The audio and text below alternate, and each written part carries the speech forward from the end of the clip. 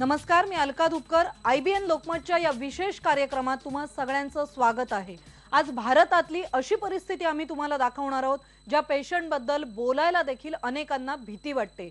HIV ग्रस्तांना सध्या औषधासाठी झगडा द्यावा लागतोय. बघणार आहोत महाराष्ट्रात काय चित्र आहे.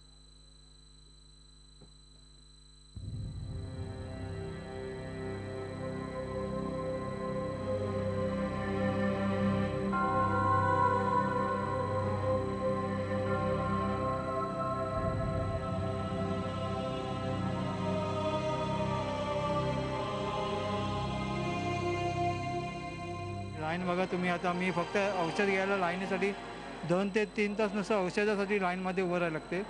डॉक्टरला भेटायला 1 तास जातो. नंतर रिपोर्टिंग करतात त्यांना भेटायला 1 तास जातो. असा भरपूर वेळ जातो आमच्या इकडे.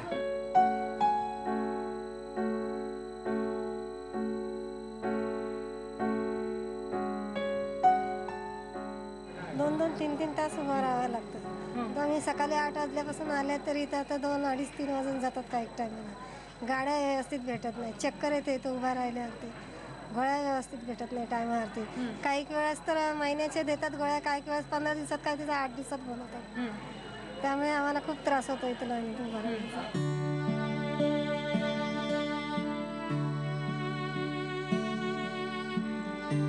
7 बजे से निकला हूँ घर से, अभी 2 बजने को आया।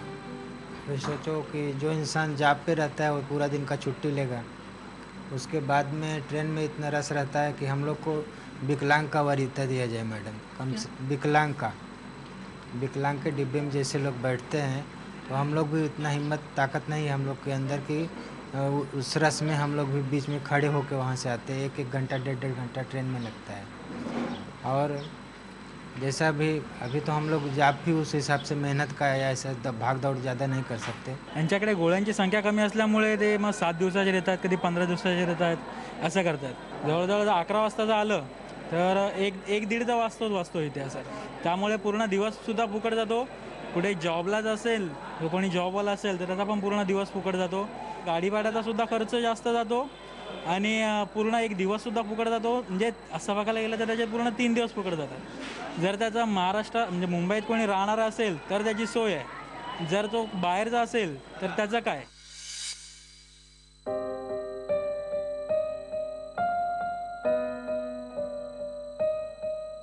गोळ्या कमी दिवसाच्या जर दिल्या तर किती वेळा यावं लागतं. आम्ही बघतोय तासंतास तुम्ही रांगेमध्ये उभे आहात. गोळ्या कमी देतात आम्हाला 7 दिवसांनी एकदा यावं लागतं किंवा 4 दिवसांनी एकदा यावं लागतं. जशा गोळ्या देतात तसे त्याप्रमाणे आम्हाला यावं लागतं. तुम्ही रांगेत उभं राहू शकता का. नाही राहू शकत. आम्ही मग खाली बसतो किंवा चक्कर वगैरे येते, मग आम्हाला खाली बसावा लागतो. तुम्हाला इतर आजार होण्याचा पण धोका असतो. क्षयरोग आहे, कानाचा त्रास आहे, कानातला पडदा फाटलेला आहे, त्याच्यामुळे मला खूप त्रास होतो. गोळ्या मागे पुढे झाल्या का आमची तब्येत बिघडते.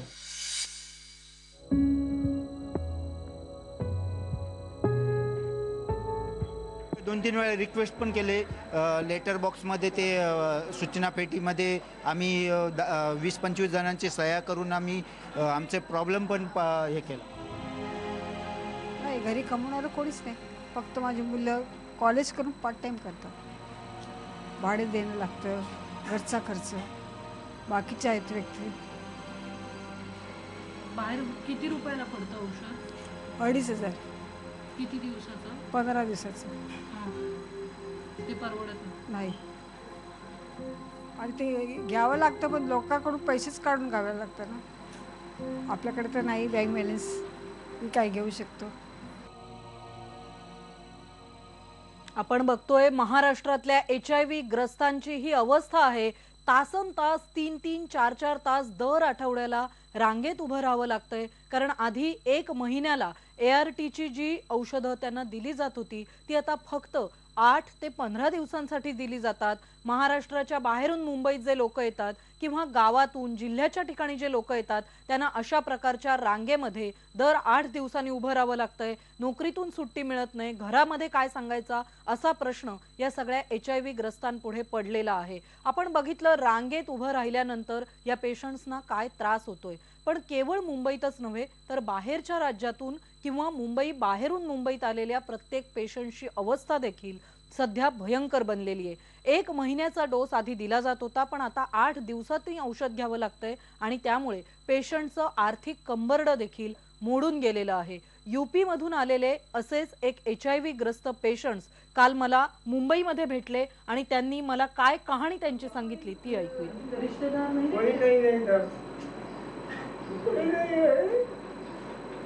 और यूपी में कौन है आपका भाई साहब?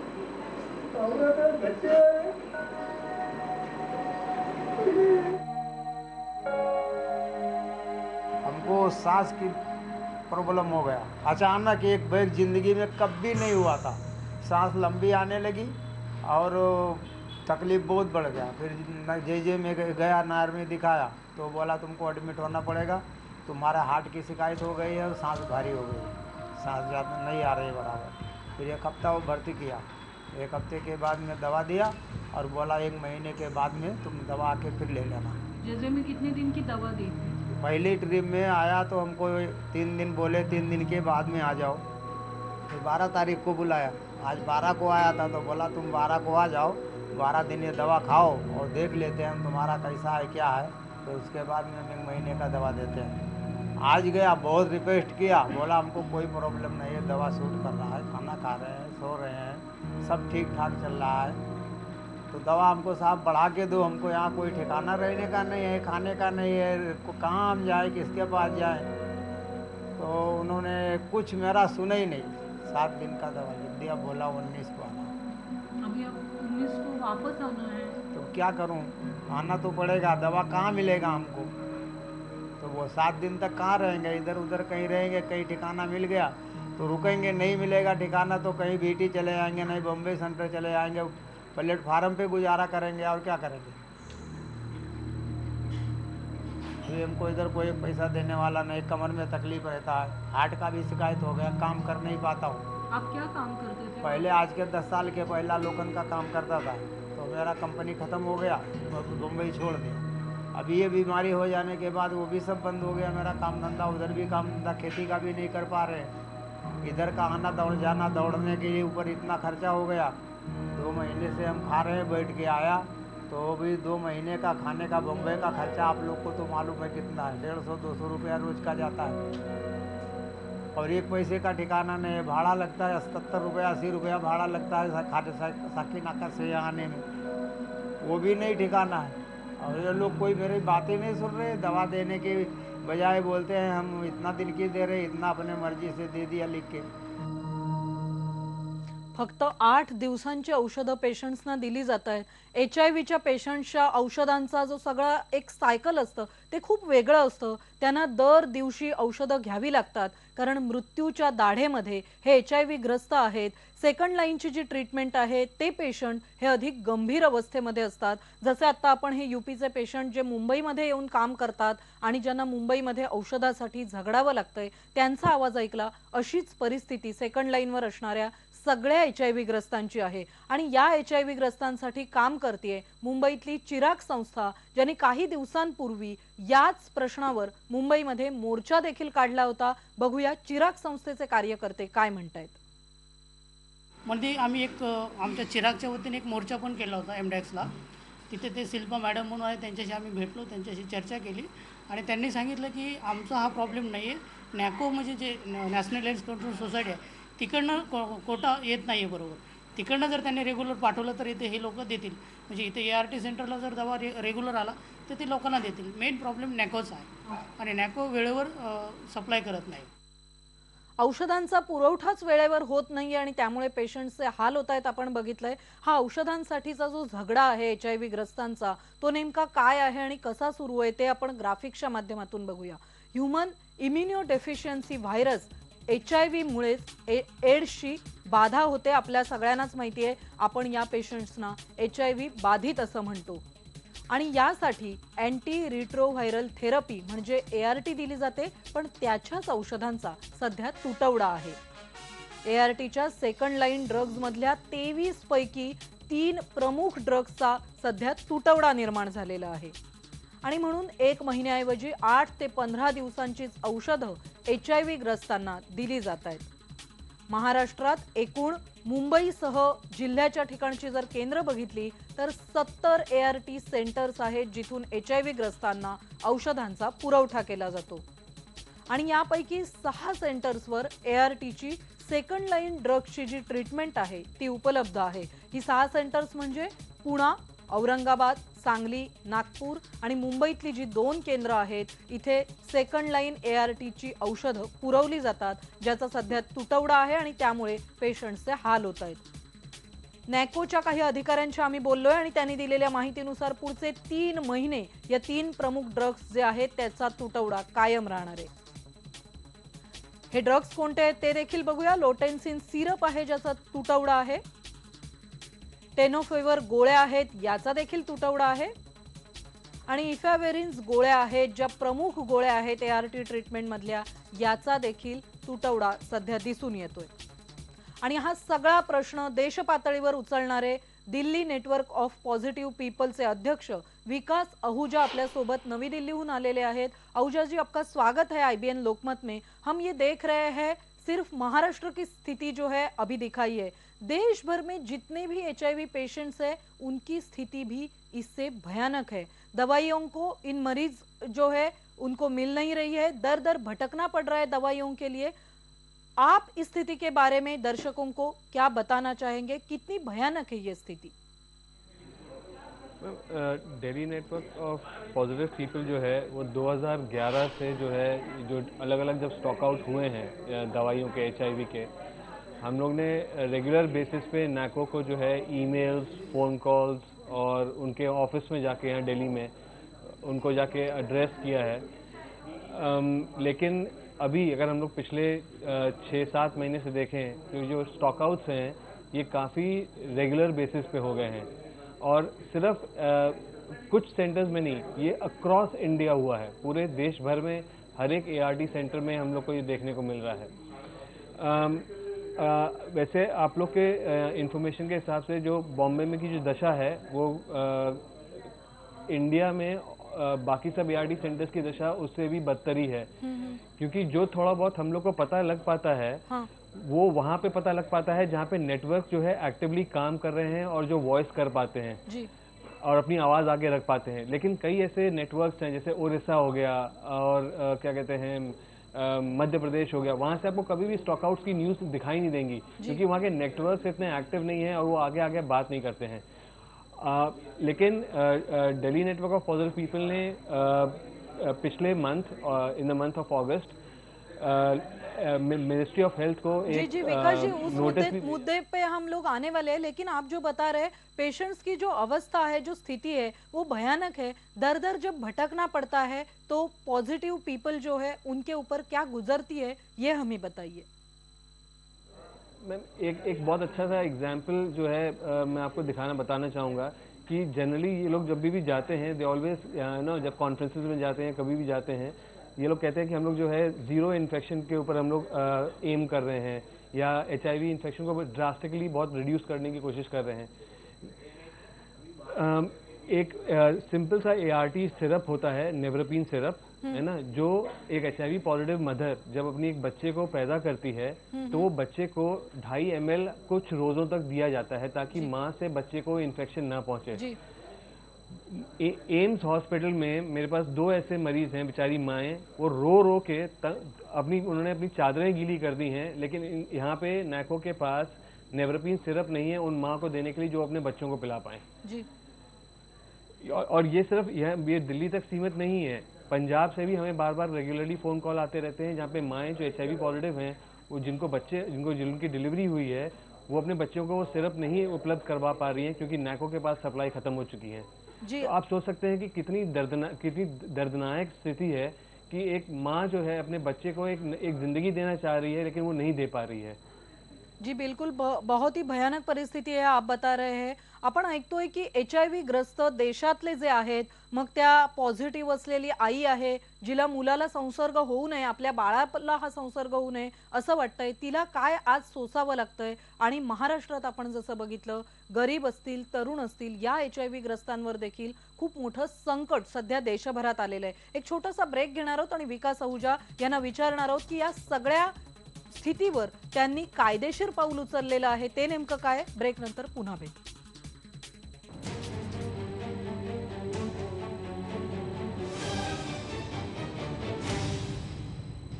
HIV ग्रस्तांचा देशभरात औषधं मिळवण्यासाठी झगडा सुरू आहे आणि याबद्दलच आपल्याशी बोलतायत विकास आहूजा, दिल्लीमधल्या पॉझिटिव्ह नेटवर्क पीपलचे ते अध्यक्ष आहेत. आहूजा जी, नैको और स्वास्थ्य विभाग दवाइयां बनाने वाली कंपनियों के सर पर इस पूरे स्थिति का ठिकरा अभी फोड़ रहे हैं. क्या आपको इसमें कोई भी तथ्य नजर आ रहा है क्या?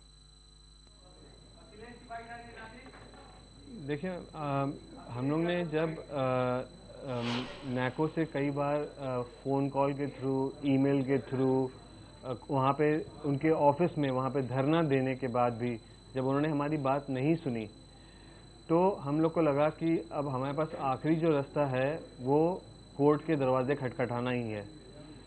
उससे पहले नैको ने हम लोग से ये भी बोला था कि हम लोग जितनी भी फार्मास्यूटिकल कंपनी हैं उनके साथ मिलके हम लोग जो है एक मीटिंग करेंगे ताकि हम लोग को समझ में आए कि प्रॉब्लम कहाँ पे है. वो मीटिंग भी हो गई. उसमें देश भर की सारी जितनी मेडिकल कंपनियां हैं जो HIV ड्रग्स बनाती हैं, सिप्ला, रैनबैक्सी, ऑरबिंदो, हेट्रो, माइलन, सब आई थी. ठीक है, उन सब के साथ मिल बैठ के हम लोगों ने बात भी करी है जी. उसके बाद भी आज स्थिति ये है कि लोगों को दवाइयाँ नहीं मिल पा रही हैं. तो हम लोग ने 22 अगस्त को लॉयर्स कलेक्टिव के साथ मिलकर, जिन्होंने हमारे हेल्प किया ये पूरा नोटिस फॉर्म करने में, हम लोग ने मिस्टर लव वर्मा जो हेल्थ सेक्रेटरी हैं जी. उनको जो है हम लोग ने नोटिस भेजा जिसमें हम लोग ने उनसे रिक्वेस्ट किया है कि वो जल्द से जल्द है ना स्टेप्स उठाएं ताकि जो ARV जो स्टॉक, जो एंटी रेट्रोवायरल का जो स्टॉक आउट हुआ है उसको किसी तरह हम लोग इमरजेंसी के तौर पे उसको पूरा किया जाए. और कुछ और उसमें हम लोग ने मांगे रखी थी ताकि जैसे जो हमारे जो सप्लाई चेन मैनेजमेंट है ना, उसको जो है हम लोग अच्छी तरह से उसको मॉनिटर करने का जो है एक टेक्नोलॉजी के थ्रू जो है उसको हम लोग उसको मॉनिटर कर सकें. जो हमारी जो ड्रग फोरकास्टिंग होती है वो हम लोग और सही तरीके से कर पाएं. लेकिन दुख की बात यह है कि काफी समय बीत गया है लेकिन हमें वहां से कुछ रिस्पांस नहीं मिला है. जी, आप कह रहे हैं रिस्पॉन्स नहीं मिला है. बहुत ही चिंताजनक ऐसी ये बात आप बता रहे हैं. आपण एक ब्रेक घेऊया. नॅकोला जाग का येत नाहीये? औषध कंपन्यांवर खापर फोडून नॅको आणि केंद्रातला आरोग्य विभाग आणि पंतप्रधान असतील किंवा आरोग्य मंत्री असतील केंद्राचे, हे शांत बसू शकतात का? राज्यातल्या आणि देशातल्या HIV ग्रस्तांना न्याय देण्यात हे कमी पडतायत का? हे देखील जाणून घेणार आहोत. ब्रेक नंतर पहा फक्त IBN लोकमत.